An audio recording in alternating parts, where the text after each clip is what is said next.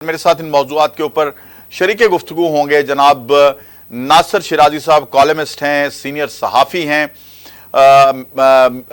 Electronic media की मोतबर शख्सियत हैं। वेलकम करता हूं प्रोग्राम में। अस्सलाम वालेकुम जनाब शिराजी साहब, नासिर शिराजी। वालेकुम सलाम। वालेकुम सलाम। कैसे हैं आप सर? ठीक हैं, खैरियत से? जी ठीक है। अच्छा, एक तो बच्चों का आलमी दिन मनाया जा रहा है, पूरी दुनिया को शर्म नहीं आती, आलमी दिन तो मना रहे हैं, लेकिन उसी आलमी दिन पे बच्चों के साथ जो उनके खून के साथ होली खेली जा रही है और बच्चों की शहादतें हो रही हैं गजा में। और आप देख रहे हैं कि जी मुस्लिम ममालिक तो अपनी जगह पे मौजूद अफसोस का इजहार तो कर रहे हैं, लेकिन पूरी दुनिया भी जो है वो सिर्फ ज़बानी जमा खर्च कर रही है। और इधर हमारे वज़ीर आज़म कह रहे हैं कि फ़लस्तीन में बच्चों का हॉलीकॉस्ट हो रहा है। क्या आप क्या कह रहे हैं? हॉलोकॉस्ट देखिए जी, जो सूरत हाल सामने आ रही है, अमेरिका, बरतानिया, भारत, तो ये खास ग्रुप है जो मुसलमानों के हमेशा खिलाफ रहा है और मुसलमानों को डोमिनेट करता है और उनको अपना बगल बच्चा बना के रखना चाहता है। उनका हमेशा से डबल स्टैंडर्ड रहा है। उनके अपने लिए उसूल, कवायद और ज़वाबित और होते हैं, मुसलमानों के लिए उनके उसूल और हो जाते हैं। बोस्निया की मिसाल है, इराक की मिसाल है, कुवैत है, लीबिया है, हर जगह यही जुल्म हुआ। हाँ। लेकिन मैं समझता हूँ कि इस जुल्म में आलम इस्लाम के वो 1.5 अरब अफराद भी तो किसी न किसी हद तक जिम्मेदार हैं कि ये क्या करते रहे। सही। 67 से ये काम जब शुरू हुआ, अरब इसराइल पहली जंग हुई, जब नेपाम बम बरसाए गए और बच्चों को झुलसा दिया गया, तो उसके बाद ऑनवर्ड इन्होंने किया क्या? वसाइल से माला माल ये मुल्क थे, क्या इन्होंने कोई तरक्की की? क्या इन्होंने वेपनरी को डेवलप किया? क्या अपने वसाइल को डेवलप किया? इनका तरीकाकार यही था कि जहाजों के जहाज भर के जाते थे अय्याशियों के लिए, सैर सपाटों के लिए, और शॉपिंग से भर के आ जाते थे। इसके अलावा इनका किरदार कुछ नहीं था। सही। तो मैं समझता हूँ कि इनका किरदार भी बड़ा अफसोसनाक है। अच्छा। लेकिन कुछ अफसोस भी हैं जो बिल्कुल इंसानी हुकूक के साथ खड़े हैं, जिसमें चाइना बिलखुसूस है, ईरान है, और रशिया के अलावा हमें और कोई नजर नहीं आता। बाकी मुल्क छोटे छोटे हैं, उन्होंने अपनी बिसात के मुताबिक आवाज बुलंद की है, उनका इतना कंट्रीब्यूशन ही बहुत ज्यादा है। हम समझते हैं कि उन्होंने जितना कुछ कहा है वो भी बहुत है। जिन ममालिक ने कोई बहुत बड़ा रोल प्ले करना था वो नहीं कर सके। सही। अब इसी हवाले से अरब लीग और OIC के इजलास खत्म हो गए, नतीजा 0 रहा। अब चाइना जा रहे हैं। भाई चाइना जाके आप क्या तीर मार लेंगे? जहाँ आलम इस्लाम की सबसे बड़ी बरादरी इकट्ठी थी, अब वहां कुछ ना कर सके सिवाय के इजलास के और करारदादों के, तो अब चाइना जाके क्या कर लेंगे? चाइना जाके भी कुछ नहीं होगा। ये वक्त का ज़िया है।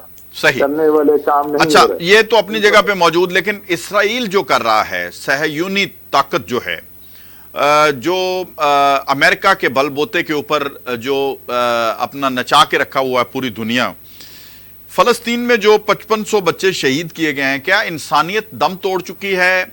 हम मगरबी माशरे की मिसालें देते हैं, जानवरों के हकूक भी हैं जी, वहाँ बिल्लियों और कुत्तों के हकूक भी हैं, और यहाँ तो इंसानों को कत्ल किया जा रहा है, इंसानों के बच्चों को जिंदा जीती जागती अपना रूहें हैं जिनको जिस्मों से जुदा किया जा रहा है। शमशी साहब, अमेरिका और यूरोप के लोग बुनियादी तौर पे जो हैं वो हद दर्जा बेगैरत हैं। ये लोग कुत्ते और बिल्लियों को साथ बिस्तर में सुला लेंगे, उनके बर्तन में साथ खाना खा लेंगे, लेकिन किसी इंसान के बच्चे के मुंह में लुकमा डालने के लिए तैयार नहीं होंगे। आपको याद होगा, बहुत पुरानी बात है, जब कहत पड़ते थे और जनता बहुत होती थी अमेरिका में। सही। और अमेरिका इमदाद भी देता था। फिर उसने सोचा कि इनको इमदाद दी तो ये स्ट्रांग होते जाएंगे। उसने फिर ये फैसला किया कि अब गंदम हम दरियाओं में, समंदर में बहा देंगे, गरीब मुल्कों को नहीं देंगे। सही। ये जालिमाना रवैये हैं। लेकिन सवाल ये है कि जालिमाना रवैये खत्म करने के लिए हमने क्या किया? अब वक्त आ गया है कि हम बाकायदा एक धमकी दें, सारे इस्लामी मुल्क इकट्ठे होकर आपस में मशवरे के बाद, जिसमें ईरान अफकोर्स साथ होगा, चाइना भी होगा, रशिया भी होगा, कि हम इस UNO से निकल रहे हैं। सही। UNO हमारे मसाइल हल करने में नाकाम रहा। UNO बायस है कि जहाँ मुसलमानों के खिलाफ फैसला होता है वह दिनों में हो जाता है। नहीं तो फिर सर जो निकलते हैं वो उनका हशर तो भुट्टो जैसा होता है, कजाफी जैसा होता है, जो कोई अल्टरनेट सोचने की कोशिश करते हैं। وہاں شاہ فیصل جیسا حشر ہوتا ہے. آپ ہسٹری سے واقف ہیں؟ یہ بات آپ کی درست ہے، لیکن اب اس بات کو 50-60 برس ہو گئے. اب دنیا بدل چکی ہے. اب نیوکلیر پاور ہیں پاکستان بھی، اور ویپنری بڑی ڈیولپ ہو چکی ہے. اب یہ اتنا آسان نہیں ہوگا. میں سمجھتا ہوں کہ اب کچھ ممالک کو، ان کے سربراہوں کو یہ مشترکہ فیصلہ کرنا ہوگا. کم از کم دھمکی تو دینا. ہم تو دھمکی دینے کی بھی پوزیشن میں نہیں ہیں. آپ دیکھیے اسرائیل کے ایک بچے بچوڑے سے وزیر نے، جس کا کوئی وہ نہیں ہے نام مقام سیاست میں، اس نے کہا ہم ایٹم بم چلا دیں گے. اس کی اوقات کیا ہے؟ اور ہم جو ان کی نسبت بہت زیادہ طاقتور رکھتے ہیں، ہم یہ بھی نہیں کہہ سکے کہ ہم بھی ایٹم بم چلا سکتے. ہم اتنے بے دست و پا ہیں. بالکل. اور اچھا یہ نا اصل میں ہم شاید اس کے اوپر ہم ڈسکشن کرنا نہیں چاہتے، یا ہمیں کرنے نہیں دی جاتی، یا کچھ پابندیاں ہیں. میں تو یہ سمجھتا ہوں، کم از کم بڑی کھل کے یہ بات کروں گا کہ ہم میں سے ایسے لوگ ہیں کہ جو کم از کم ان لوگوں کو ترویج دیتے ہیں جو پاکستان مخالف ہیں، اور ہمارے ہی لوگوں میں، ہماری جڑوں میں وہ موجود ہیں جو ہمیں ڈراتے ہیں ہر وقت. ہمارے جو کم از کم وہ لوگ ہیں جو بااختیار ہیں، ان کو وہ ان کے پاؤں کے نیچے سے زمین نکالنے کی کوشش کرتے ہیں، ان کے عہدوں کے چھن جانے کا ڈر دیتے ہیں شاید. شمسی صاحب، حکومت پاکستان فیڈرل گورنمنٹ کے اندر 8,000 افراد ایسے ہیں جن کے پاس ڈوئل نیشنلٹی ہے. یہ وہ لوگ ہیں جو پاکستان کے ساتھ مخلص نہیں ہیں. یہ پاکستان کی نیشنلٹی کی آڑ لے کے کسی اور ملک کے لیے کام کر رہے ہیں، جہاں کے سیکرٹ وہاں بھیجتے ہیں، اور جو پالیسیز بن رہی ہوتی ہیں ان کے خلاف قبل از وقت ان لوگوں کو یہ بتا دیتے ہیں. درست ہے. تو جو میں سمجھتا ہوں کہ فوری طور پہ فیصلے کرنے کی ضرورت ہے حکومت پاکستان کو، اور یہ کیئر ٹیکر سیٹ اپ بھی کر سکتا ہے. فوری طور پہ ڈول نیشنلٹی ختم کرنی چاہیے. سر یہ اس ملک کا رواج ہے، جو ہی کوئی طاقتور وزیر اعظم آتا ہے تو اس وزیر اعظم کو کمزور کر دیا جاتا ہے، نااہل کر دیا جاتا ہے، پھانسی لگا دیا جاتا ہے. تو پھر کیا کریں گے آپ؟ دیکھیے، اب بھارت کو پھانسی لگانا اتنا آسان نہیں ہے. بھارت نے کیا نہیں کیا؟ بھارتی وزیر اعظم کو تو پھانسی نہیں لگی. جہاں پہ ابھی نندن بھی آ گیا اور اس نے آ کے بمبارمنٹ بھی کر دی، اور پھر ہم نے کافی پلا کے اور اس کو گلوریفائی کر کے بھیج بھی دیا. تو مجھے لگتا ہے کہ نورا کشتی کی تھی، ہم اس کو رکھتے یہاں پہ 4-5 سال رکھتے اپنے پاس، اور مکمل بھی کرتے، اور ہر 8 دن کے بعد اس کا ایک بیان اور ایک نیا اینگل سامنے لاتے تو بھارت کو لگ پتا جاتا. تو سر یہ پالیسیز کون بناتا ہے؟ ذرا یہ تو بتائیں، یہ پالیسیز بناتا کون ہے اس طرح کی؟ کیونکہ یہ وزیر اعظم یا کابینہ کے تو بس کی بات نہیں ہے. دیکھیے، جو لوگ پالیسی بناتے ہیں اس میں بھی تو ان کے مفادات کے لوگ کام کر رہے ہیں نا. سر ہم کیا کرتے ہیں؟ ہم کبھی نواز شریف کے خلاف نعرے لگاتے ہیں، کبھی آصف علی زرداری کے خلاف نعرے لگاتے ہیں، اور پھر ایک شخصیت تھی جو آج کل جیل میں ہے، وہ تو بالکل ہی انہوں نے اپنا ڈھول گلے میں ڈالا ہوا تھا اور ڈھول پیٹتے تھے. نواز شریف، آصف علی زرداری میری بندوق کی نشست پہ ہیں، مولانا فضل الرحمان. اور انہوں نے کیا کیا؟ انہوں نے سوائے ملک کو کمزور کرنے کے کچھ نہیں کیا. دیکھیے، ایک حکومت جب ہمارے ہاں تبدیل ہوتی ہے اور دوسری حکومت آتی ہے تو تمام پالیسیز جو ہیں ان میں یو ٹرن آ جاتا ہے. ہماری پالیسیز جو ہیں کنسسٹنٹ نہیں ہیں. پالیسی جو ہے امریکہ، برطانیہ، یورپ، جاپان، چائنا، رشیا کی کنسسٹنٹ ہے. جو بھی وہاں پہ صدر ہوگا پالیسی میں تبدیلی نہیں آئے، پالیسی ان کی وہی رہتی ہے. یہاں ایک آدمی آتا ہے، وزیر اعظم بنتا ہے، وہ کہتا ہے بارڈر کھول دو. یعنی پہلے ہی ڈالر کی کمی ہے، وہ کہتے ہیں انڈیا کو نوازو اور ان کا گھر بھرو اور پاکستانی انڈسٹری کا بیڑا غرق کر دو، مال وہاں سے منگاؤ. دوسرا آتا ہے، وہ کہتا ہے نہیں یہ تو بہت خطرناک کام ہے، اس کو فوری طور پہ بند کر دو. اسی بہانے وہاں سے تقریب کار بھی آ رہے ہیں اور یہ بات ٹھیک ہوتی ہے.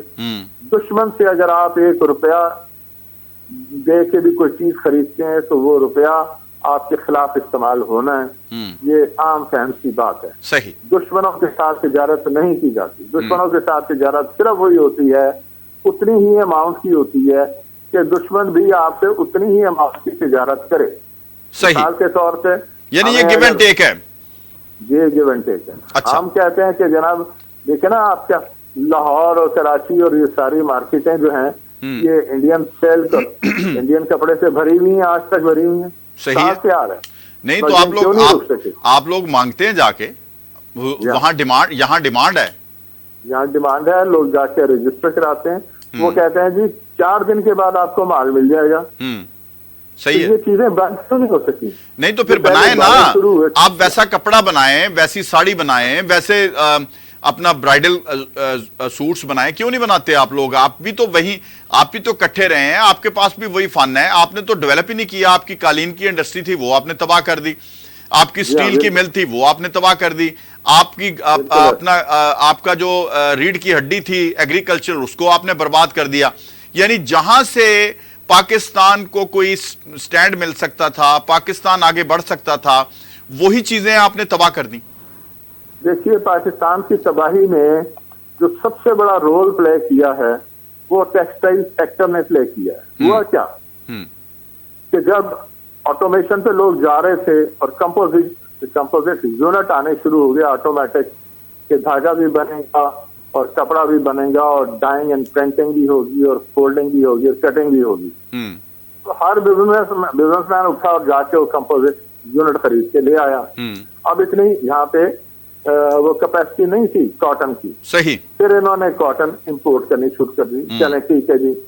اس کے بعد یہ فائنل فنش گڈ جو ہے یہ مہنگے داموں باہر جانے لگا, اور جب ایکسپورٹ سے ڈیوٹی ڈرا بیک لے کے اور ٹیکس ریبیٹ لے کے وہ جو 70 گھرانے ہیں رولنگ ایلیٹ کے, وہ پیسہ ان کے. ٹھیک ہے.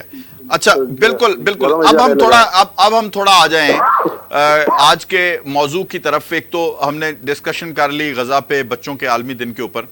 بلاول صاحب کو یہ کیا یاد آ گیا ہے اب کہ وہ کہہ رہے ہیں 70 سال کے بابے جو ہیں وہ ریٹائرڈ ہو جائیں, وہ اب الیکشن میں نہ جائیں, وہ سہولت کاری کے طور پہ الیکشن نہ لڑیں. تو یہ کیا چکر ہے؟ ان کے والد صاحب بھی جو ہیں ان کی ایج دیکھ لیں, ان کی پارٹی میں جو زیادہ تر نمائندہ لوگ ہیں وہ ایجڈ ہیں اور تقریباً 60-70 کے لگ بھگ ہیں جو مقبول ترین لیڈر ہیں پیپلز پارٹی میں. نیا مقبول ترین لیڈر تو پیدا نہیں ہوا پیپلز پارٹی میں. مجھے بتائیے کہ یہ کیا رویہ ہے ان کا, اور جبکہ دنیا کو آپ دیکھیں تو دنیا میں اس ایج کے سیاستدان کی اہمیت ہوتی ہے. دیکھیے بلاول صاحب نے جو کہا ہے میں سمجھتا ہوں درست کہا ہے. اچھا. انہوں نے نام تو 70 سال کے افراد کا لیا جس میں ان کے ابا بھی ہیں, لیکن روح سخن ان کا کسی اور طرف ہے. اس میں نواز شریف بھی ہیں, شہباز بھی ہیں, اور وہ یہ دیکھ رہے ہیں کہ اب نواز اور شہباز کے علاوہ اور نہیں وہ نہیں ہے جو اندر ہیں, وہ بھی ہیں. چودھری پرویز الہی نہیں ہے, شاہ محمود قریشی نہیں ہے, خورشید شاہ کیوں نہیں ہیں؟ دیکھیے ان سب کو ریٹائر کر کے گھر بھیج دینا چاہیے. اس ملک میں اگر بہتری لانی ہے اس سو کال جمہوریت کی وجہ سے. سر شرائی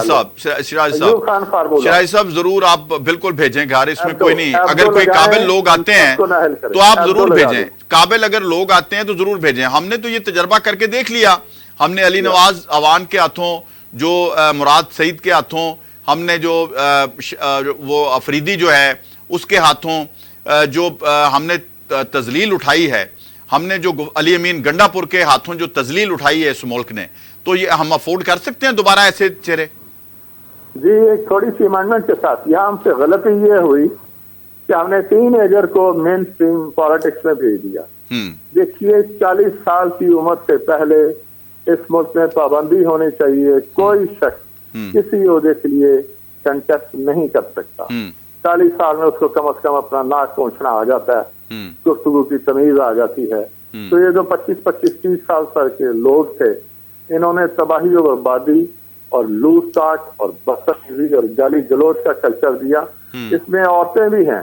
اچھا عورتیں وہ آئی ہیں جو بیسیکلی ڈیکوریشن پیس تھی.